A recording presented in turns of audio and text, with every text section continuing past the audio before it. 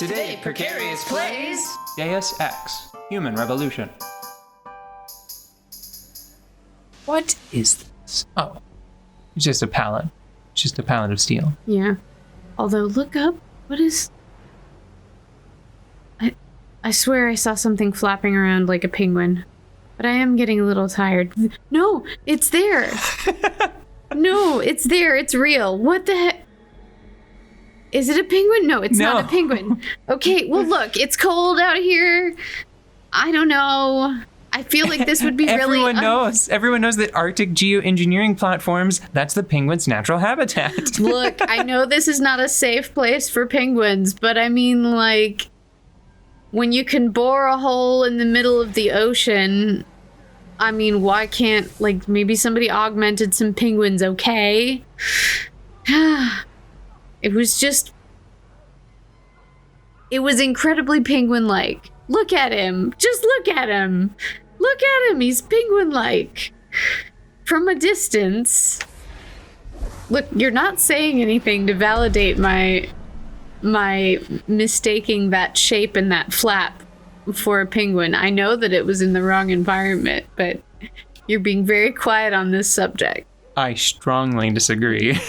It looked like a penguin. Have you ever seen a penguin? They're white in the middle with two black flappy bits. Oh, we ever talked about that? No. That story? No. That story? What story? On this show? I don't know what you're talking... I honestly don't know what you're talking about. Once upon a time,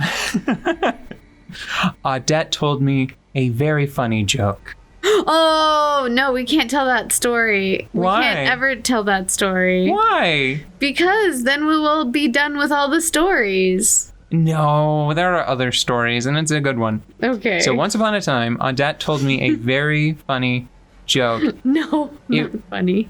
It was... So it was one of it was a style of joke where the punchline was supposed to be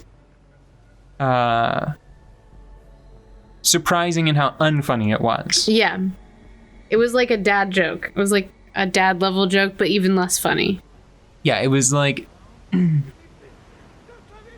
Were two penguins speaking to one another? No, a penguin was speaking to Would you like me to recite this joke for you? Yes, please. Please tell me the joke. Okay.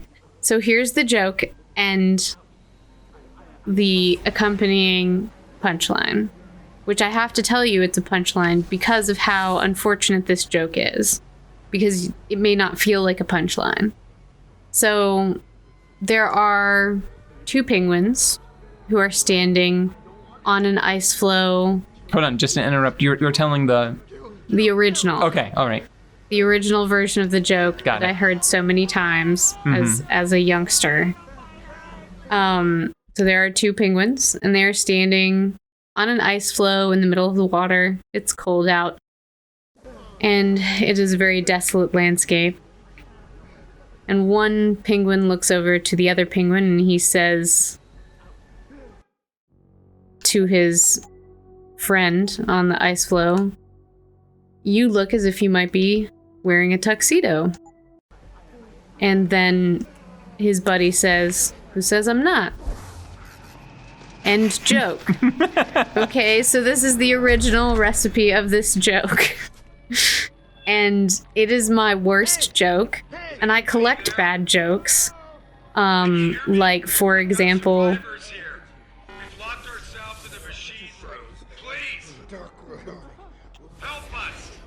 Whiny. Okay, anyways, interrupting my joke. So, for example, another perfectly terrible joke. Hey, what made headlines today? I don't know this one.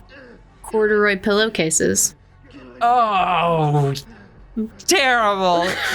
That's another pretty bad one. I've got one that's kind of... No. Okay, back to the penguins. The point is, you told me this joke, and I groaned along, and I was like, ah, ha, ha. For years. And then... I told you this joke. Yeah, it was like a late night, like sign of being tired. It was like, hey. We were telling bad jokes. Hey, so there's a penguin on an ice floe. And you were like, no, no, it's not funny. And so, but then I proceeded to tell the joke. Yeah, one fateful evening. It wasn't even in the evening. It was straight up in the middle of the night. One faithful time. 3 a.m. Yeah. Probably. And we were trying to make like something really complex like cereal in the kitchen. And I changed the punchline on you. No, just do it. Just do it. Don't explain it now. Okay, so there are 2 penguins standing on an ice floe. Yes, I've heard this middle one. of the ocean. Wasn't funny before. Nobody's Don't know what's around. Gonna change now. And one of them looks at the other and says, "You look like you're wearing a tuxedo." Yeah. Okay. Hit me with that. Hit me with that punchline. And the other one says, "Holy crap! A talking penguin!" It's funnier when you say "holy shit." Holy shit! I would have said shit because it was that late. I swear more when I'm more tired. Man, you just ruined the good punchline to the bad joke. It's not even that funny. The only reason it's funny. It's really funny. It's only funny because of how long it took me to change the punchline on you, because you knew every piece of the joke already. And it has always been my go-to example of a mediocre joke. Holy shit, a talking penguin is hilarious if you have 3 or 4 years of context. That's what friendship is for, everybody. Congrats. Now, here's Seraph. Is this the same area that has Taggart? Adam! What are you doing here? Oh, thank God you came. I've got wounded here. We'll have to move them first. We can't move anyone yet. Not until I get to the base of the station and shut down Darrow's broadcast. What? Why? The chaos you experienced here, it's everywhere. The Illuminati created a biochip that stops people from using enhanced abilities, and Darrow turned it into a kill switch. Oh my God, you... We gotta fix this, Adam. If people realize what's happened, if they believe augmentation technology created this chaos, they'll ban human enhancement research forever. And that would be a bad thing. Yes, it would! Don't you see what's at stake here? Ever since man first crawled out of that ocean, we've been striving to be more than we are. Augmentation technology is just the latest, greatest step on a very long road. But we've barely scratched the surface of its potential. We can't let fear stop us from continuing. That's your belief, Seraph. Not everyone shares it. But you do, Adam. I know it. And if we work together, we can really make a difference. We can improve the lives of everyone, but only if we fix this. Go on. We'd have to get a message out after you shut down Hugh's signal. Tell the world, tell them the Humanity Front did this. That their doctors created a virus that only affects augmented people. You mean lie? It'll give us time, son. Time to figure out how to destroy the Illuminati's biochips and move on. And what about the people who've been hurt by this? Don't they deserve the truth? Adam, if we want the freedom to become more than we are, we can't be blinded by a misguided morality. Some people will be left behind. It's reality. It's evolution, son. Right. Evolution based on my DNA. Please, son, you have to stay with me on this. I'll think about it. You gotta quit calling me son, buddy. Yeah. I think that the person that performs the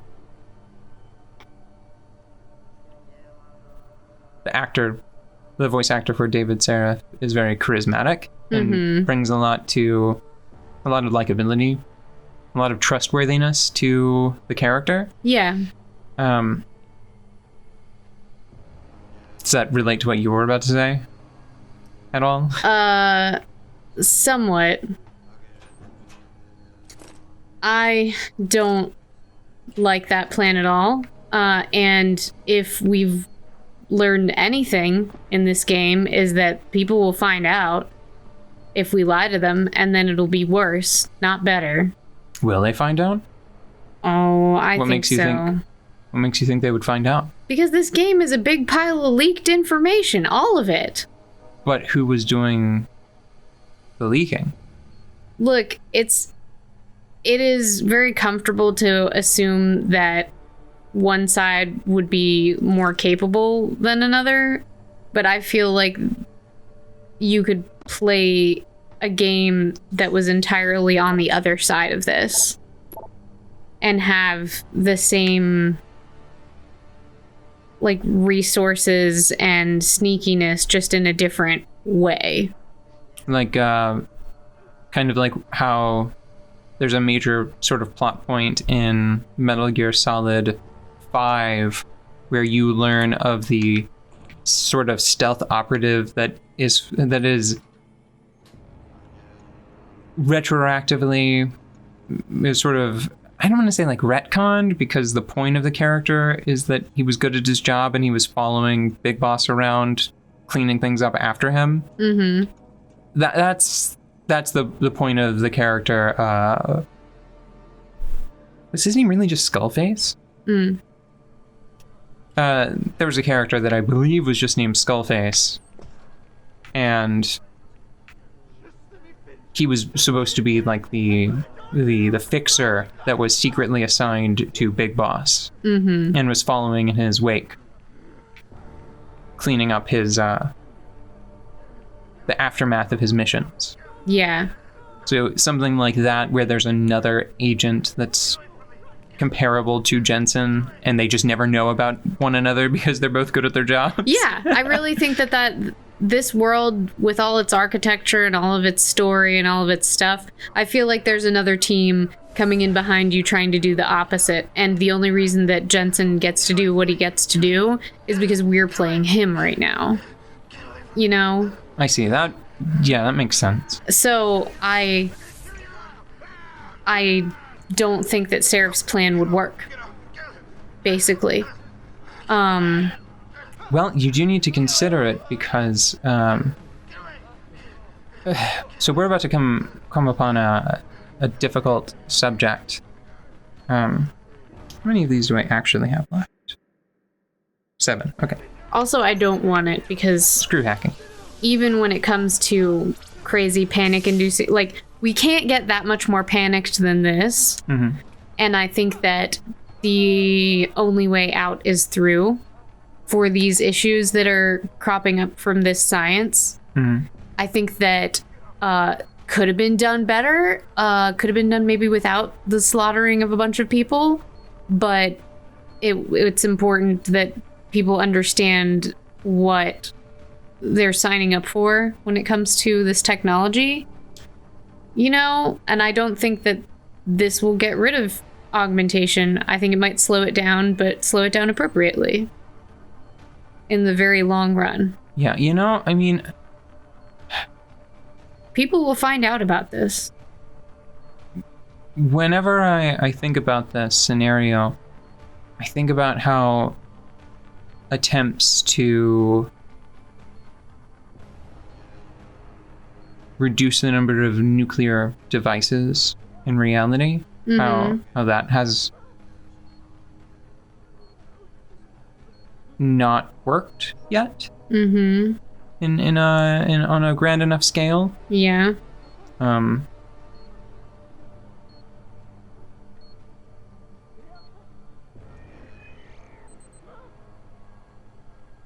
I kind of thinking of it like that. It's sort of like, are the effects of nuclear devices cumulative? Do they multiply? If some real-life Hugh Darrow suddenly detonated every nuclear missile that exists in the real world, what would that accomplish? What would that achieve ultimately? Mm-hmm. Would it be so damaging to the Earth's atmosphere? Would it cause the plates to drift apart? I'm pretty sure I read somewhere that there's enough nuclear power available on Earth to destroy the Earth. Right, I've heard similar but I don't suppositions. Know how true that is. Right, because that sort of supposes, are you detonating them all at the planet's core, right? What happens if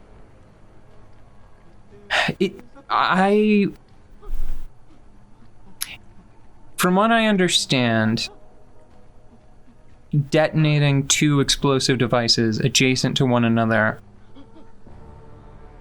it does not have the effect that you might initially imagine. It doesn't necessarily just blow up twice as hard, right?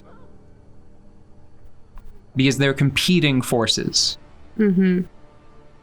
So I have no clue what would happen if, like, let's just say there was some horrible catastrophe and a series of silos that collectively held like 8 nuclear missiles, if they all just blew up right next to one another. I don't know what that looks like, you know? Or like a nuclear submarine that is armed with multiple nuclear missiles.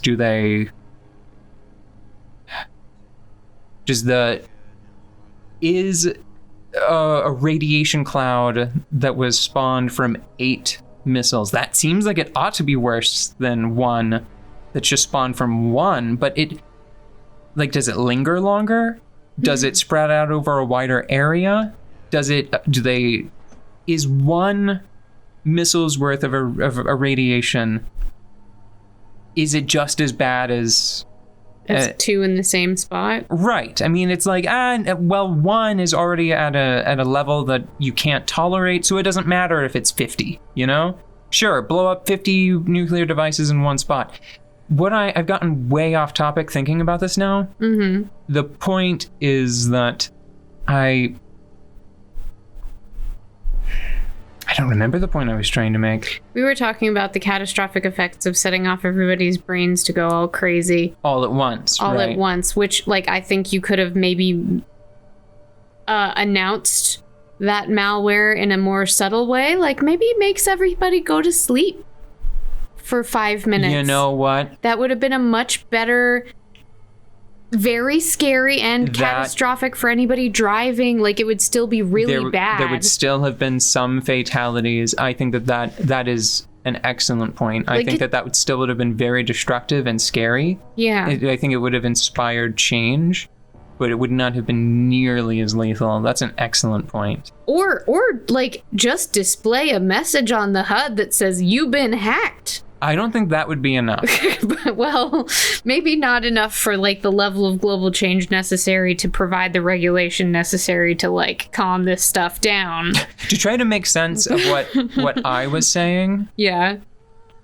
Yeah, to try to make sense of what I was saying, to try to connect it to the smart thing you just said. Yeah, I feel like your thing is someone harmlessly launching one nuclear missile into the ocean without detonating the warhead to prove that they can, and then saying, I could blow them all up right now. And Hugh Darrow skipped that step and just blew them all up. Yeah. It was not appropriate. I don't like him. I don't like anybody.